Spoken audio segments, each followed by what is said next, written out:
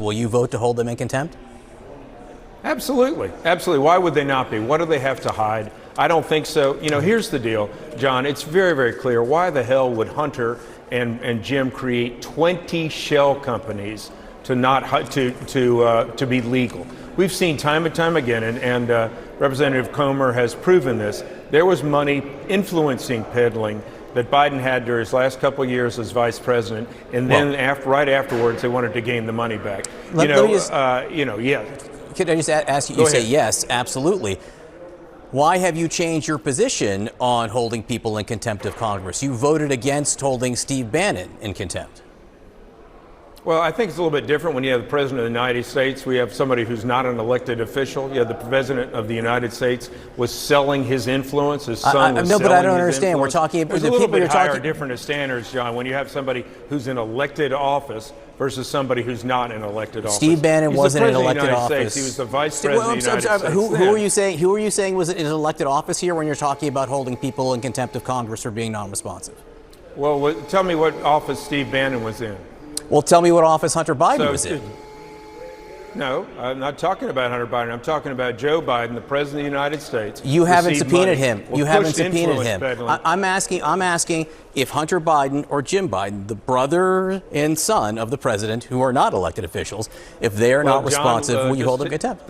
Think about this, John. If you've seen the facts that have occurred, we see that there's been influence peddling. I mean, the President of the United States, vice president at the time, said point blank, if you don't fire a prosecutor, I'm going to withhold money. So that's a crooked deal in as itself. But you're talking about what happened in Ukraine. If we don't get these individuals, Congressman, I'm just trying to understand the difference. I'm just trying to understand the difference when you're talking about congressional subpoenas. You voted against holding Steve Bannon in contempt of Congress when he didn't appear before the January 6th committee, which was a committee, elected for by Congress. Was Steve Bannon related to the President of the United States? No, he wasn't. He was a former employee of President Donald Trump, and the other people who you did not vote to hold in contempt literally worked for the former President Donald Trump. At this point, Congressman Greg Murphy could make the Olympic team with these verbal gymnastics. Now, the Republican chair of the Oversight Committee, James Comer, had issued subpoenas for Joe Biden's son Hunter and Joe Biden's brother James. And here, Murphy is suggesting that he will, quote, absolutely hold them in contempt if they don't comply with those subpoenas. But when he was asked why he didn't vote to hold Steve Bannon in contempt when he ignored congressional subpoenas, suddenly Murphy begins dissembling. And he says that it's a little different when you have someone who's not an elected official. But here's the thing, neither Hunter Biden nor James Biden are elected officials either. And when called out on that point, Murphy immediately pivots to Joe Biden. But Joe Biden hasn't been subpoenaed. So why would anyone need to hold Joe Biden in contempt for ignoring a subpoena that quite literally hadn't been issued yet? Please, dear God, someone make this make sense.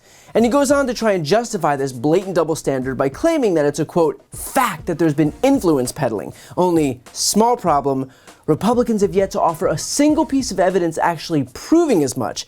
Remember, they've had months, and the best they could come up with is a loan repayment from James to Joe Biden in 2018 when Joe was neither in office nor a candidate for office. So unless personal loans to family members have suddenly become illegal, then I'm frankly not sure what on God's green earth this guy is talking about. Of course, if loan repayments between family members have suddenly become illegal, then that might actually be a problem for the guy perpetuating these accusations, James Comer himself. It was just revealed in the Daily Beast that James Comer and his own brother have also engaged in some deals, with one quite literally involving a $200,000 payment.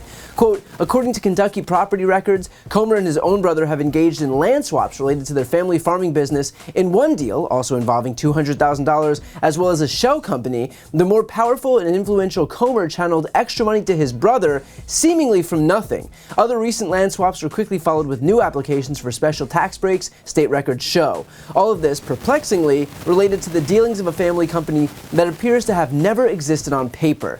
And given how disqualifying we know Republicans believe payments between family members to be, I presume that James Comer will be falling over himself to be investigated by the same committee that he heads up. Yep, any day now. And look, just like James Comer will never acknowledge the hypocrisy in his shockingly similar payment to a family member, Greg Murphy will never acknowledge the hypocrisy in his views on who should or shouldn't be charged with contempt for ignoring subpoenas. And that's because this whole thing is a way for these Republicans to perpetuate a narrative that Joe Biden has done something wrong because they want to hurt him politically. That's it. There's no actual evidence of wrongdoing, but for the GOP, it doesn't matter because their goal has nothing to do with the facts and everything to do with optics. And let's be clear, if Democrats don't push back, Republicans will succeed at filling that void with disinformation and eventually convincing low-information Americans of their fever dreams that Joe Biden is some criminal mastermind, all for the crime of lending his brother money and then being repaid. Which is why I gave a number of my interview guests the opportunity to swat this down, and clearly they didn't disappoint. Well, basically all they have is right now is two things that they point to. One is a FBI document of an interview of a confidential source who spoke to someone we now know to be the head of the Ukrainian energy company Burisma, on whose board Hunter Biden served. In that document, he alleged that he paid $5 million, or I think it looks like $5 million bribe, either to Joe, Hunter, or both. The Trump Department of Justice had that information available to them when Bill Barr set up a repository for Rudy Giuliani's conspiracy theories within the Department of Justice to see if anything could be made from them. After a review by the Trump Justice Department, they found clearly that this information was not credible, and they did not pursue an investigation. Perhaps part of the reason they found it was not credible is that the source itself, after that meeting, has gone on record to say that he not only never paid a bribe, but never had a single conversation with Joe Biden. Then, in addition, they have Hunter Biden's business partner who says that that Hunter put Joe Biden on the phone approximately 20 times over a decade to say hello to some of Hunter's business partners. Therefore, they are making the allegations, and this is quite a stretch, that Joe was using his official position to help Hunter. But that same witness, their own witness, said that they never discussed business. Joe Biden never discussed business with the business associates, never discussed business with Hunter, did not know what was going on, never benefited from any of Hunter's business. So they are pinning a lot on these non-credible and very weak evidence to say that Joe Biden committed some sort of high crime and misdemeanor. And it is quite clear from the evidence they have, not only did he not commit a high crime or misdemeanor, he didn't commit a low crime or misdemeanor. He didn't commit any crime or misdemeanor. So here we go. Here's the story. I'm going to do the story even quicker than you just did it. Two brothers loan each other money. They pay it back. Not in office. End of story. One brother gives one brother money. The other brother pays it back. No one is elected at all. They're both private citizens. What are we talking about? Yeah. Okay. Oh, well, it could be this. It could be that. We think it's this. We think that. No evidence. We're back to the same thing. Listen, James, this is your friend Jared talking to you. Don't make me continue to embarrass you in committee. I mean, I'll bring the board again. I'll start drawing things. Okay. Don't make me do it. Like I actually feel bad when I make you look like a fool because I'm just exposing what you're doing in committee. And by the way, you don't listen to me. Even the Republicans that serve with you on committee, they think you're a jackass. They've told me that because you've embarrassed not just yourself, you've embarrassed them. That impeachment hearing was embarrassing. Your own witness said there wasn't any evidence. So do yourself a favor, take a breath, right? And don't come to don't have a new hearing over two brothers loaning each other money when nobody was in office. Well, Brian, we thought they'd given the whole thing up after the first impeachment hearing, when their own witnesses testified that there was not remotely sufficient evidence to justify an impeachment.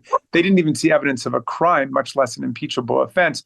So now they come back with this huge stack of bank records, and the most that they can pull out of it is that Joe Biden repaid a bank loan that his brother got.